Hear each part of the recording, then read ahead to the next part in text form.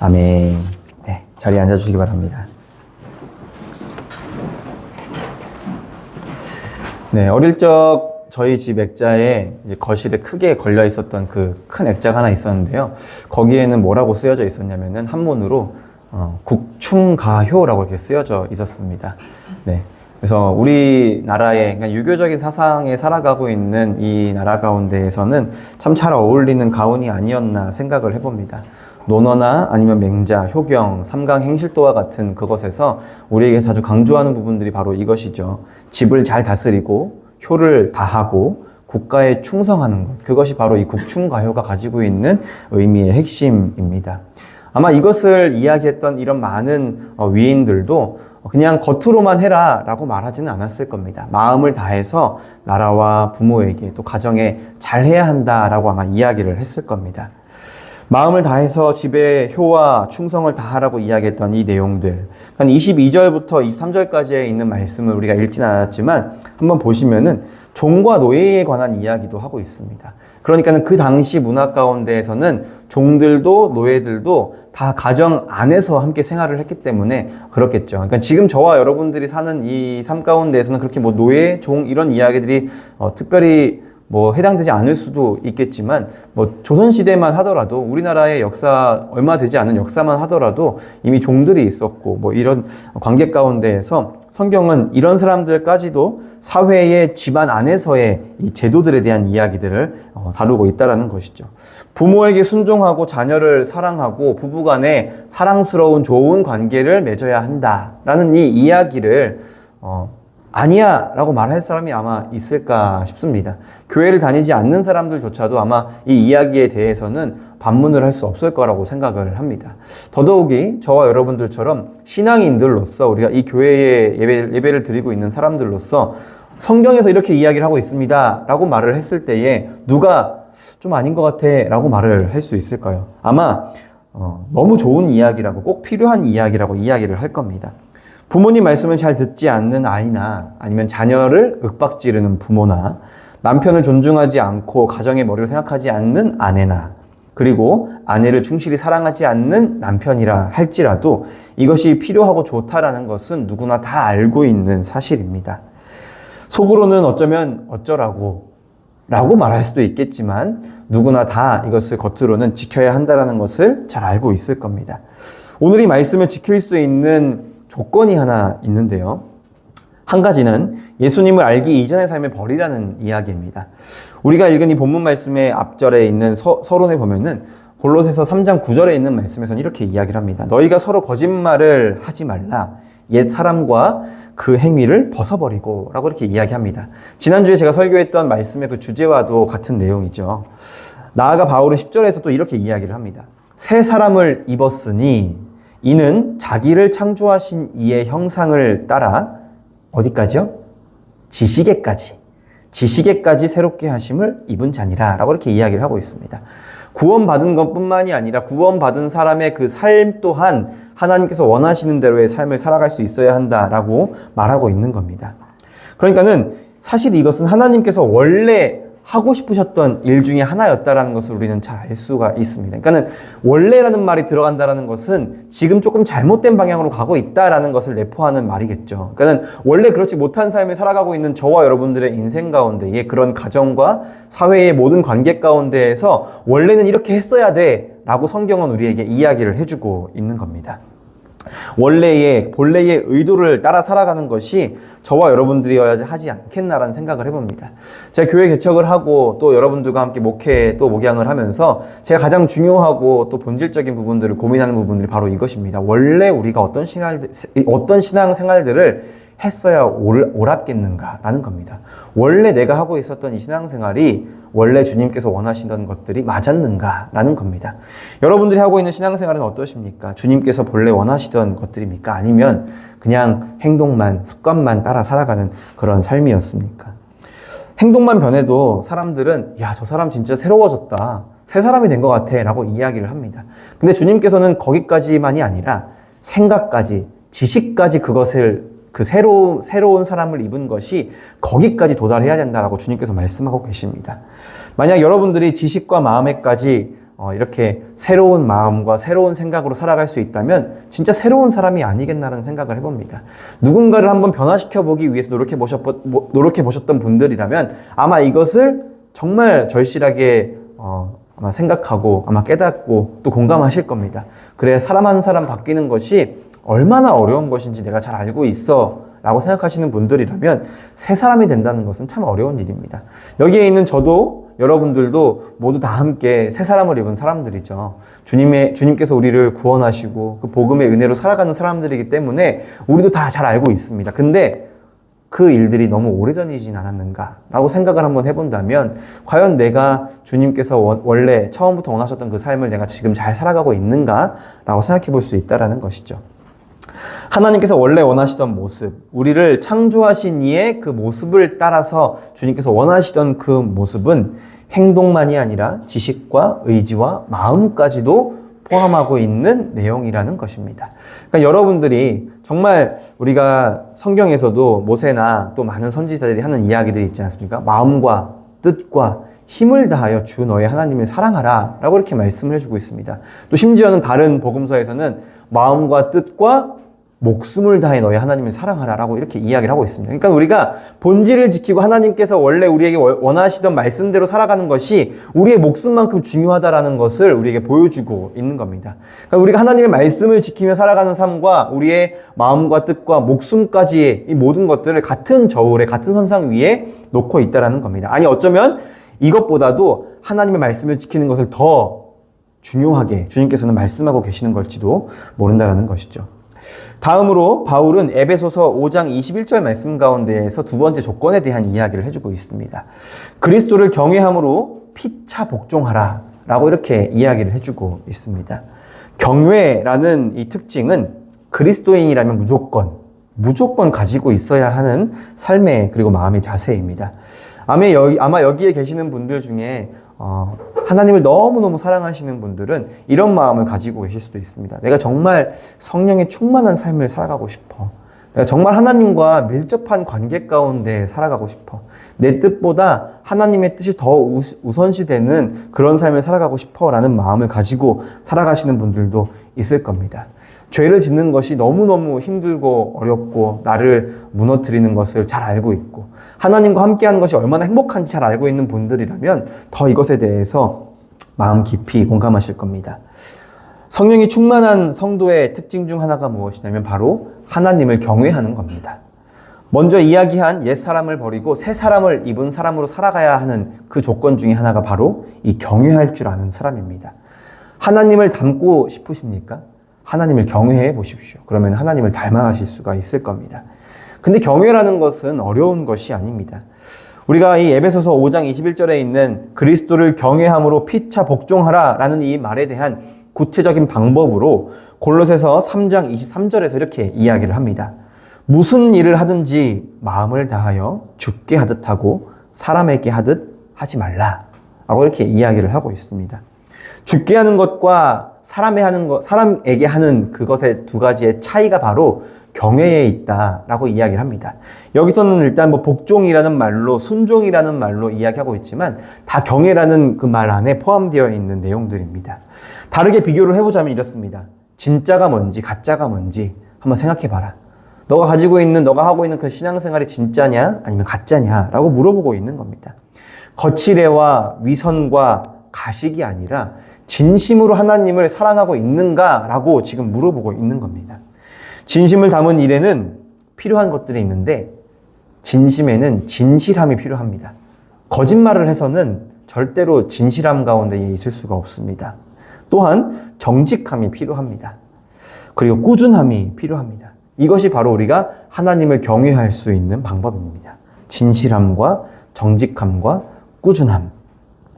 나아가 에베소서에서는 말씀 가운데에서 피차라는 말씀을 이야기하고 있습니다. 제가 말씀드렸던 것처럼 그리스도를 경외함으로 피차 복종하라라고 이렇게 이야기를 하고 있죠. 근데 우리가 정말 좋은 의도이지만 하나님께 복종해야 해, 하나님께 순종해야 돼 라고 이렇게 이야기는 하고 있는데 그것이 그냥 하나님에게만 해야 되는 일들로서 우리는 착각하고 있다는 것이죠. 근데 그리스도를 경외함으로 복종하라라고만 끝나는 것이 아니라 에베소서 5장 21절 말씀 가운데에서는 피차 복종하라. 이렇게 이야기를 하고 있다는 것이죠. 하나님께만 잘하면 된다라고 말하고 있지 않다라는 것이죠. 하나님께만 잘하면 된다라고 아마 이야기를 했다면 우리가 과거로 거슬러 올라가서 모세가 받았던 십계명에 있는 말씀 중에서는 하나님께 어떻게 해야 된다라는 것들로만 가득 채워져 있었을 겁니다. 십계명이. 그러나 십계명 말씀에서 1계명부터 4계명까지는 하나님께 어떻게 해야 되는가라는 이야기를 하고 있습니다. 그리고 5계명부터 마지막 계명까지는 사람과 사람 간에 어떻게 살아가야 되는지에 대해서 이야기를 해주고 있다는 것이죠. 그러니까 우리가 하나님께서 하나님을 사랑하고 이웃을 사랑하는 것, 이것이 정말 우리가 성경을 이해할 수 있는 가장 중요한 어떤 주제 중에 하나인데, 하나님 사랑과 이웃 사랑을 예수님께서도 동등하게 보고 계신다는 겁니다. 그러니까 우리가 지난주에도 봤던 말씀들로 따지면 구원받은 사람과 구원받은 사람의 인생도 삶도 같은 선상에 두고 있는 겁니다. 구원받은 것만 감사하고 구원받은 사람의 불행한 인생은 감사하지 못하는 것은 아니라는 것이죠. 그러니까 우리가 하나님을 사랑하면 이웃을 사랑하고, 하나님께서 나에게 주신 그 구원의 삶을 감사하며 사랑할 수 있으면 나에게 주신 고난도 사랑할 수 있어야 한다라고 이야기를 하는 겁니다. 그래서 하나님께서는 경외하는 것과 성령이 충만한 것, 구원받은 자의 삶을 살아가는 것, 이 모든 것을 같은 선상 위에 두고 있습니다. 어떤 사람들은 성령이 충만한 삶을 살아가면서 교회에서는 은혜로운 사람처럼 막 살아갑니다. 근데 정작 가정에 돌아가서는, 아니면 자기의 일터로 돌아가서는 자기 마음대로 하고 살아간다는 것이죠. 그래서 세상 가운데에서 많은 사람들이 상처받는 이유가 무엇입니까? 그리스도인들에게 상처받는 이유가 무엇이냐면, 교회 다니는 사람이 사기칠 때, 교회 다니는 사람이 잘못된 행동을 할 때입니다. 목사에게 상처받는 이유들도 그것 중에 하나가 되겠죠. 말씀은 번지르르하게 해놓고선 자기 삶은 그렇게 안 살 때, 우리가 목회자에게 혹은 성도 간에 아니면은 믿는 사람들에게 상처를 받곤 합니다. 그래서 우리가 우리의 이 인생을 하나님께서 원하시는 대로 잘 살아가야 한다는 것이죠. 그냥 우리의 생각만, 우리의 지식만이 아니라 우리의 삶의 행동까지도 하나님께서는 원하고 계신다라는 겁니다. 이 서로라는 말은 모든 관계에 다 적용해도 무리가 없습니다. 그리스도인은 복종과 경외라는 말을 있는 그대로 해석하는 것이 아니라 이것을 재해석할 수 있어야 합니다. 그냥 복종하고 그냥 순종하는 말을 그냥 그래 하나님께만 잘해야지, 그냥 하나님께 이런 모습을 보여드려야지만이 아니라 정말 온 마음과 온 정성을 다하여서 하나님께 나아가는 것, 그리고 하나님께 하는 것처럼 내 이웃에게, 내 가족에게, 내 주변에 있는 사람들에게 할 수 있는 것이 정말 중요하다는 겁니다. 특별히 이 가정의 달을 맞이하여서 어떤 분은 자녀를 잘 키우는 비법 중에 하나로 이렇게 이야기를 하시더라고요. 자녀를 자기 집에 찾아온 귀한 손님처럼 대해라 라고 이렇게 이야기를 하더라고요. 저도 자녀를 대하면서 참 어떨 때는 화가 나기도 하고, 아까도 보셨죠? 네.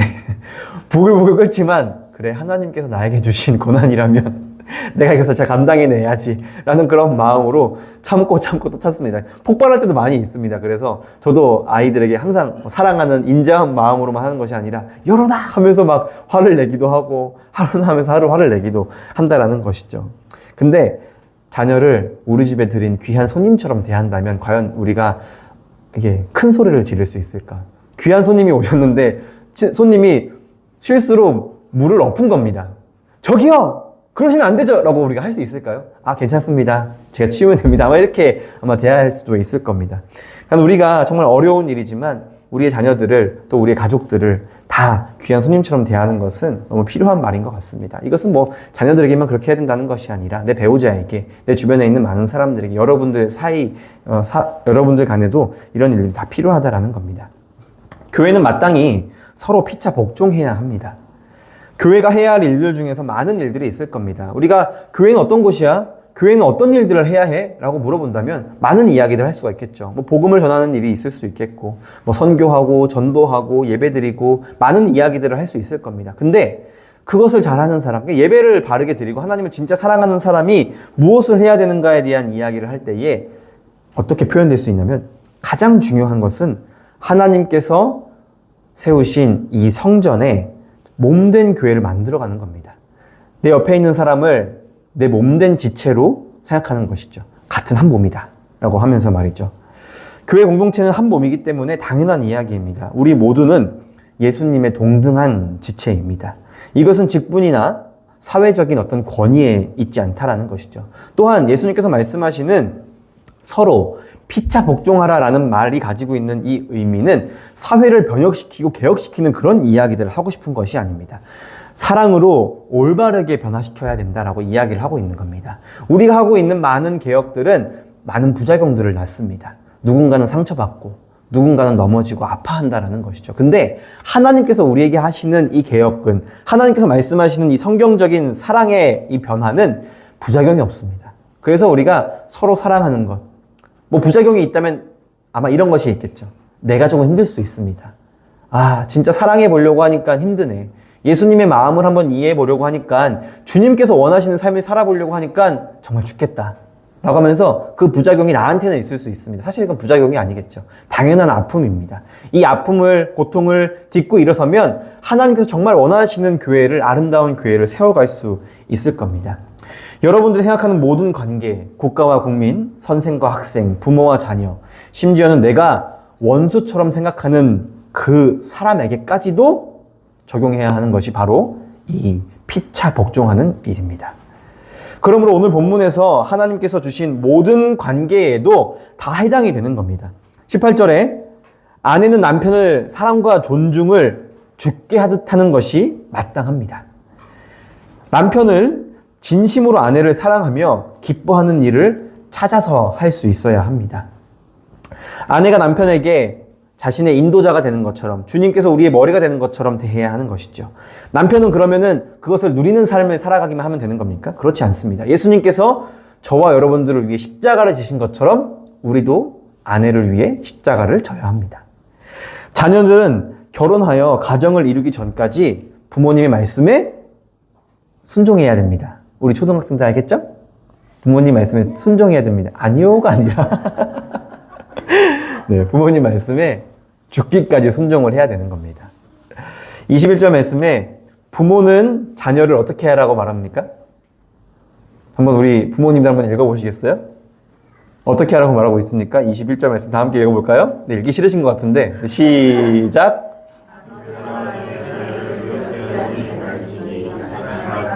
네, 노엽게 하지 말라고 하시네요. 예수님께서. 부모님들만 좋은 그런 이야기들이 아닙니다. 우리는 종종 저희 여론이도 유치원 가가지고 이 말씀을 외워서 옵니다. 자녀들아 하면서 순종하라 하는데, 그러니까 뭔가 자녀들만 부모에게 잘해야 된다고 생각할 수 있다는 것이죠. 근데 그게 아니라 부모들이 어떻게 해야 된다는 말까지도 써 있습니다. 근데 우리는 간혹 이것만 홀랑 빼먹고 우리가 좋아하는 말씀만, 이것 봐, 성경에서 순종하라고 했지? 왜 부모님 말씀 안 들어? 라고만 한다는 것이죠. 근데 우리는 우리 스스로 마음 가운데에 내가 자녀를 노엽게 하고 있진 않은가? 라는 것은 생각하지 않다라는 것이죠. 바른 길로 이끌되 사랑으로, 이해함으로, 존중함으로 하라고 이야기하는 겁니다. 그러니까 제가 잘해서 여러분들에게 말씀드리는 것이 아니라, 아까 저도 말씀드렸죠? 저도 화 많이 냅니다. 근데 이 말씀을 보고 성경 가운데에 자기 스스로를 계속 변화시키기 위해서 노력해 가는 겁니다. 이 부분에서 강조하는 것은 무엇이냐면 가족 간에 좀 대화가 필요하다라는 이야기를 하고 있는 것 같습니다. 그냥 강요와 압박 속에서 하도록 하는 것을 넘어서야 한다라고 말하는 것이죠. 또한 자녀들도 일단 부모님께서 무언가를 말씀하시면, 아, 내가 인생을 다 살아보지 않았기 때문에 내가 알지 못하는 무언가를 부모님께서는 알고 계시겠구나 라는 마음으로 일단 순종하는 것이 우리에게 필요하다라는 것이죠. 그리고 이 모든 것에 주인이 되시는 하나님의 말씀을 우리의 가장 우선순위로 둘 수 있어야 한다는 겁니다. 혹시 이 말씀을 들으시면서 여러분들이 이 경외라는 것이, 복종이라는 것이 너무 고차원적인, 아니면 너무 큰 꿈이라고 거창한 것처럼 들리시는 분들이 계십니까? 근데 결국 그렇지가 않습니다. 예수님을 너무 사랑해서 주님의 뜻대로 살고 싶은 겁니다. 크신 사랑의 비전을 이루고 싶고, 하늘의 뜻을 따라 살고 싶고, 복음의 삶을, 그리고 성령의 충만한 삶을 살고 싶으시다면 경외해 보십시오. 경외하면 자연스럽게 이러한 삶들은 따라오기 마련입니다. 내가 누군가를 사랑하면 그 사람이 하고 싶은 것을 다 해주고 싶은 것처럼, 우리도 하나님을 사랑하고 우리도 성경을 사랑하면 하나님께서 원하시는 일들을 그냥 당연하게 하고 싶은 겁니다. 그냥 내가 이러니까 저러니까이 아니라 그 모든 것들을 사랑이 다 덮어버리는 겁니다. 그래서 우리 베드로도 이야기하고 있지 않습니까? 사랑이 허다한 죄를 덮느니라 라고 이렇게 이야기를 하고 있습니다. 하나님을 사랑하면 내가 가지고 있는 연약함과 아픔과 모든 것들을 다 주님의 사랑으로 덮어서 주님께서 원하시는 대로 삶을 살아갈 수가 있는 겁니다. 남편, 아내, 아이, 마땅히 그에게 복종할 만한 사람이기 때문에 그들을 복종하고 경외하는 것이 아닙니다. 여러분들이 하고 있는 경외는 어쩌면 그 상대방이 그것을 받기에 마땅한 사람이기 때문에 할 수도 있습니다. 그러나 저와 여러분들이 구원받은 것, 저와 여러분들이 주님께 받은 그 사랑을 다시 한번 생각해 보십시오. 여러분들이 아니면 제가 사랑받을 자격이 있기 때문에 구원받은 사람들일까요? 구원받을 수 있는 믿음을 가질 만한 그런 사람들이기 때문에 너는 떡잎부터 달라 라고 말씀하시면서 우리에게 믿음을 주신 것일까요? 절대 그렇지 않다라는 것이죠. 상대방이 좋은 사람이라서 경외할 만한 사람이어서 사랑해 줄 만한 사람이기 때문에 사랑하고 경외하고 좋아하는 것이 아니라, 그리고 너가 그렇게 될 때까지 기다렸다가 그런 사람이 되면 내가 해줄게 라고 주님께서 말씀하시는 것이 아니라는 겁니다. 우리의 삶이 좋은 사람들과만 관계할 수 있는 것이 절대로 그렇지 않습니다. 내가 원하는 것만 할 수 있지 않고 내가 만나고 싶은 사람만 만날 수 있지 않습니다. 인생이 그렇다는 것을 저보다 여러분들이 더 잘 알고 계시지 않습니까? 더 많은 사람들을, 더 다양한 사람들을 경험해 보신 여러분들이라면 아마 이 이야기에 공감하실 겁니다. 전문가같이 능숙한 부모가 되는 것, 성숙한 아이가 되어서 항상 올바르게 부모님 말씀에 순종하며 살아가는 것, 아니면 정말 좋은 친구만 만나는 것, 아니면 여러분들의 그리고 제 인생이 안락하고 평안한 환경에서만 살아갈 수 있다면 얼마나 좋을까요? 근데 그렇지 못하라는 것을 우리는 잘 알고 있습니다. 진짜 사랑, 아니 복종과 순종이라는 것은 거대한 하나님의 꿈에만 적용되는 것이 아닙니다. 정말 중요한 것은 무엇이냐면 내 자존심을 꺾는 일, 나만 생각하는, 나만의 생각을 버리고 상대를 이해하는 일, 내 기준이 아니라 하나님의 기준을 따라 살아가는 일, 성령의 기준을 따라 살아가는 일, 그게 바로 하나님을 경외하는 일입니다. 쉽지만 또 어렵죠. 우리 삶에 주님께서 바라시는 경외는 바로 이것입니다. 마지막으로 성경에서 말하는 복종이나 경외라는 말은 결코 열등한 사람이 우등한 사람에게, 우월한 사람에게 하는 것이 경외가 아닙니다. 아랫사람이 윗사람에게 해야 되는 것이 경외가 아니라는 것이죠. 피차 서로 간에 상하로 복종하는 것이 아니라 상호 복종하는 것이 주님께서 우리에게 말씀하시는 경외이고 주님께서 우리에게 말씀하시는 순종이고 복종입니다. 만약 우리가 누군가보다 높은 자리에 있고 힘이 있는 자라고 생각이 된다면 우리가 해야 되는 것은 권력을 행사하고 내 마음대로 하는 것이 아니라 책임을 지는 겁니다. 우리는 권위와 권력을 누리는 사람이 아니라 책임을 정말 많은 사람들에게 지고 누리는 사람들이 되어야 한다는 것이죠. 그냥 모든 것을 다 용인하고 허용하라는 말이 아닙니다. 그냥 그 사람이 마음대로 하도록 방임하고 방치하라고 말하는 것도 아닙니다. 교회도 가정도 사회도 모두 다 자기 자신의 책임을 다하는 겁니다. 그리스도인의 중심에는 이 경외라는 말이 있습니다. 경외하면 책임을 질 수가 있는 겁니다. 책임을 지는 것이 당연하고 마땅해지는 것이고 그것이 기꺼이 우리가 사랑으로 할 수 있는 일이 될 것입니다.